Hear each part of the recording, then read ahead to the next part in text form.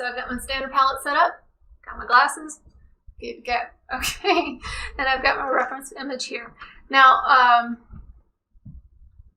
let's talk about approach for a second. The first thing I'm going to do is paint the eyes. And the reason why I'm choosing to paint the eyes, I'm going to save the black areas for last, because the color intensity in these eyes, I don't want to dilute with any potential contamination of the black. So I'm going to focus on, getting those reds and oranges and yellow ochres and yellow cadmium medium and white in there. And those are all the colors that I see. I'm going to focus on getting those, and then I'll build the black. Now remember, I am going to do this in multiple layers.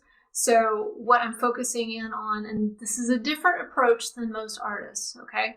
So my approach to eyes is I start where the lightest of light, and then I build out. And if I get any additional dark onto a light area, I pull off that paint, because what I'm keeping in mind is how light interacts with my panel. So light travels through thin layers of paint and will bounce off the white of the canvas, and that's what makes things glow. And that's what my purpose for eyes is. All the eyes that you see that I paint look like they can see you.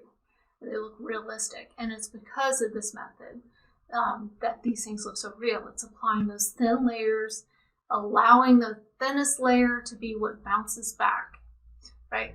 That's what makes it glow. All right, enough talking, let's paint.